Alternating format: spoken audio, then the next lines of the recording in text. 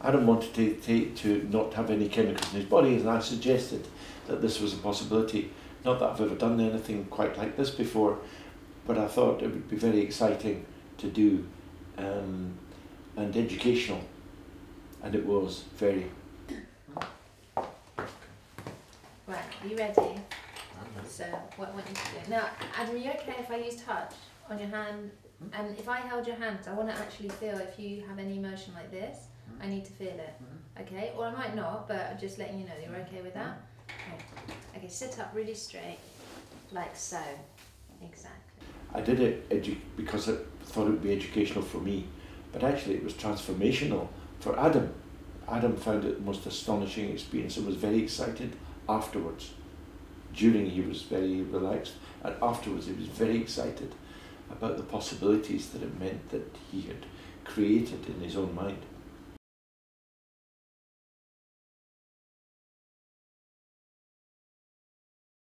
Become more and more relaxed. Good. Relax down through the eye muscles. Let the tiny muscles in and around your eyes become more and more tightly shut. So you feel as though they're looking tightly shut. The top lid's sealed against the bottom.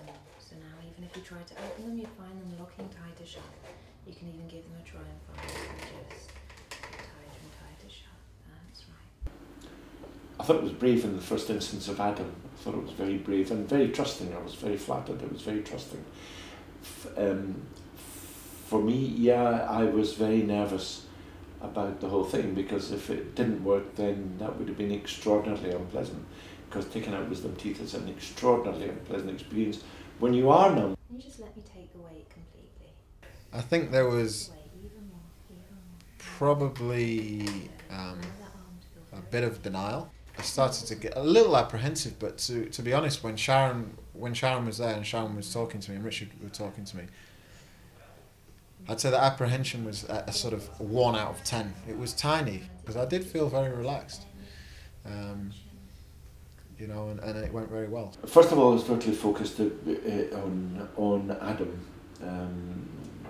because when I went to take the first wisdom tooth out, I was just terrified as I did something to his tooth and to his gum, and I half expected him to leap out of the chair. But when I first did that, then I needed to become aware of Anna and Sharon, because there needed to be a very strong communication among us, because all three of us were equally important. And actually the communication was very good between Anna and Sharon and myself. It was non-verbal, but very strong and very important. I was aware of everything. Absolutely everything. Yeah. Just let your body be in the hands of the dentist, and you take yourself off into your own thoughts. I became aware of other parts of my body. Good, relax. You're doing so well. And breathe. In the dentist chair, I was thinking about keeping my feet relaxed and not clenching my toes or my fingers. Down to your legs. Right the way down. Right the way down both legs. Feeling no pressure, feeling no pressure. And remember the lady in that experience in the video. And so I was actually really aware of how relaxed my whole body was. The jaw become more and more open and relaxed. And just relaxing here. So my focus was kind of split. The reason I didn't do the hypnosis myself is because I would never have been able to concentrate on the surgery, because the surgery itself wasn't particularly easy. And to concentrate on the surgery and to concentrate on Adam's situation, condition and feelings would have been difficult for me to do. And anyway, Sharon is a much better hypnotherapist than I am. There's the pain. I'm aware of it. I'm experiencing it, but I'm not going to let it overtake me. I'm not going to let it override the rest of my emotions. I'm just going to go with it and know that it's a natural reaction for having an extraction like this, or 4 extractions. Astonished. The swelling was minimal. On the one side he had no swelling whatsoever and no tenderness either. He was patting his face and he had no tenderness at all. On the other side, where I did a fair amount of surgery, there was slight swelling. It was slightly tender. He never took any painkillers, which is astonishing for wisdom teeth. He never took any painkillers. And I saw him the following day, because I told him he should stay home and rest, and he couldn't be bothered, he was bored, so he went out, saw a film and came and saw me. I was at a conference, and he came down to see me, and he looked absolutely normal. You could just see swelling, slight swelling in his cheek, otherwise nothing. Well done. Good. And you're creating a wonderful natural numbness in your voice.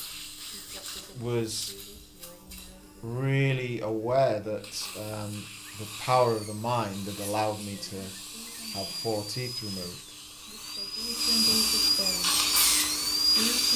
To go and do demonstrations and to teach people, I think would be very beneficial, not only for the dentists, but for the population as a whole, if they came to understand this as normal.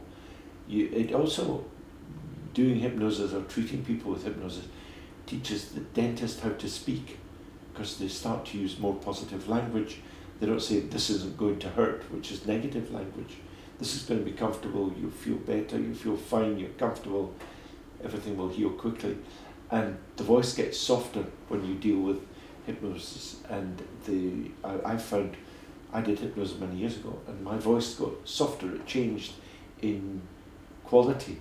And so I treat people these days, they often fall asleep just because of the tone of my voice.